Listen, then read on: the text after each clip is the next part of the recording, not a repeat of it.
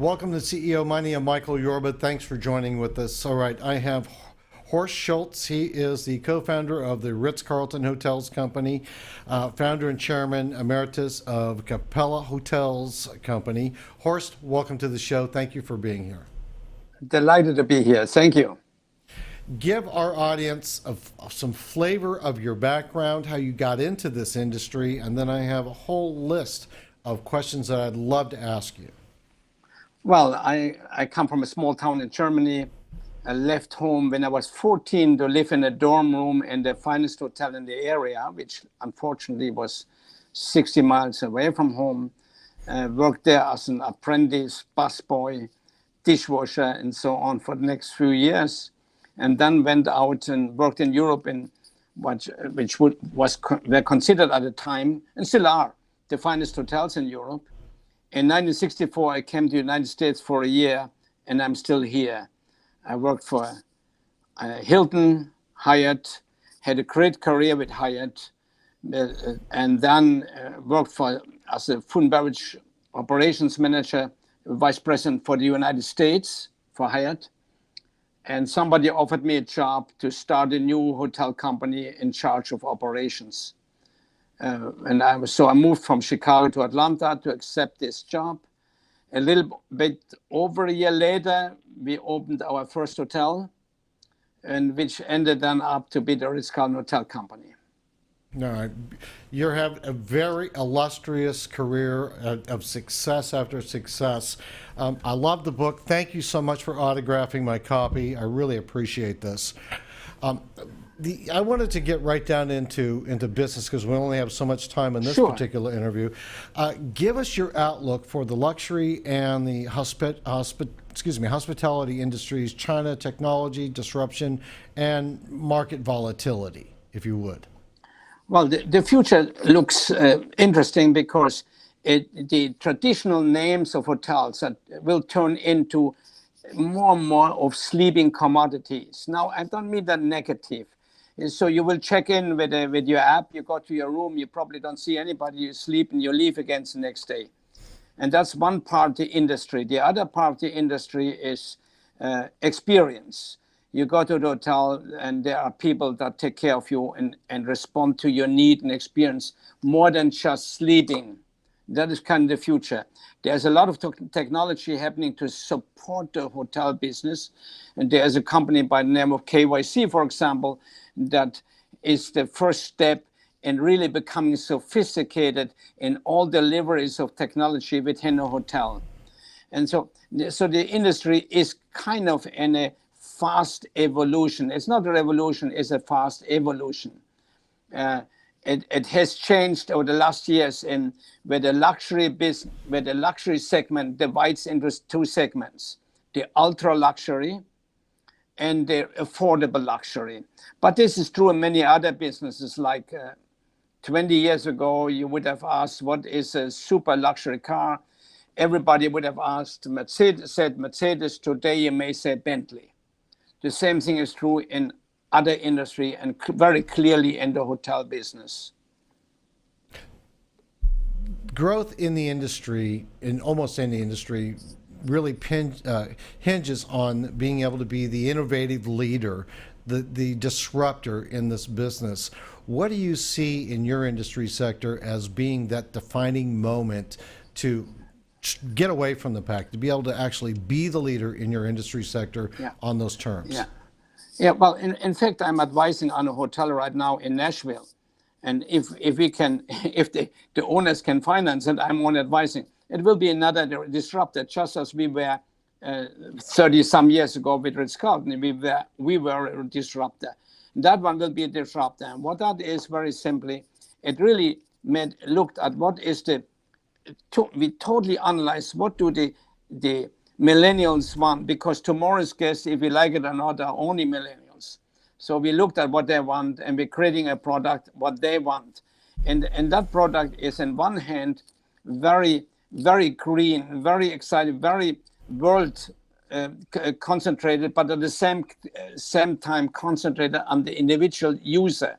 That means when, for example, we will have on each room, there will be a picture of a child in Africa. And if anybody uses that room, that child, and that's the name of the room, and that child will get $1 or whatever from each usage of that room. So with other words, we are recognizing situations in the world, support in the world. Everything is truly green, and including the materials and so on being used. That is, we cannot avoid that. That is the expectation of our market segment going forward. It's not that necessarily, and I'm not saying we don't, but it's not necessarily the belief of the operators, but it's the demand of the market responding to the market. That is one huge change. But the hotel industry will do well anyway, because think about it, there are new markets coming into the business. The same thing 20 years ago in our resort in Bali, there wasn't a single mainland Chinese customer. Today, 60% of the occupancy are mainland Chinese customers. The same way as India becomes more affluent, more travelers, there's already, we see a lot of travelers coming out of Indonesia. So you have new markets coming into the business, and that made us healthy as a hotel industry in the last 15, 20 years. Now, you coined the phrase, ladies and gentlemen serving ladies and gentlemen. What gave you the inspiration to bring that out? Where did you find that? I actually wrote an essay about that when I was 16 years old. Watching one day, I was told where I worked, my first job, that is a hotel where we could never go. This is only for important ladies and gentlemen.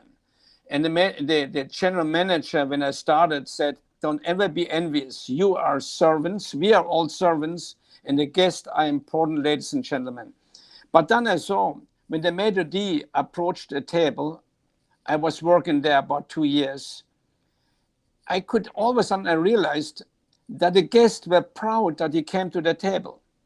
And I wrote an essay about it. I wrote simply that whatever job you have in life, you can define yourself if you create excellence and establish yourself as a lady or gentleman, even though it's a medium job, if you're excellent in what you produce.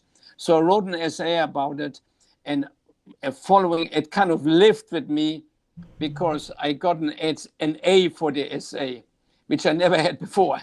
So it stuck with me. I then introduced it many years later as the motto for our company. And the message was, everyone is a ladies and gentlemen. You can define yourself. But at the same time, to the leaders, the message was, respect every employee as ladies and gentlemen. They're equal to you as a ladies and gentlemen, as a human being. That was the message. It resonated. It became, in my industry, world famous.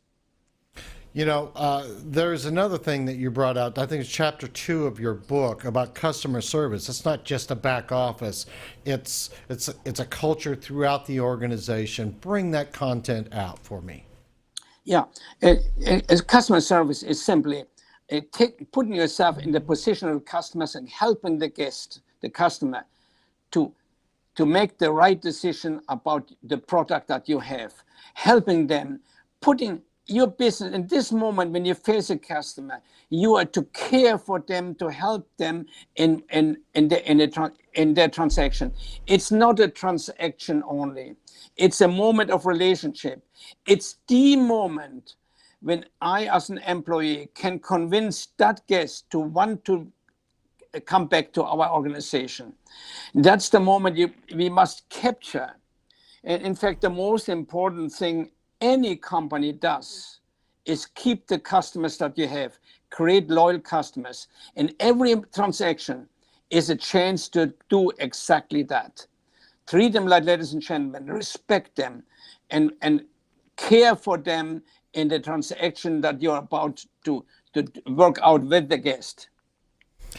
You know, Horst, I haven't even scratched the surface of the questions that I have for you, but our interview time is up for now. I want to extend a invitation to come back and allow us to go into more in depth of your leadership skills, the messages that you bring that resonate, that created the success that has surrounded you and that you built with this empire. Would you accept my offer? I would love to do that. My pleasure. Thank you. My pleasure. Now, don't go away before we go. I have some introductions I want to make to you off air, but thank you for being my guest today. Thank you. You're welcome. All right, you've been watching CEO Money with Michael Yorba. Thanks for joining with us. Like us on Facebook, follow us on Twitter, and subscribe to our YouTube channel.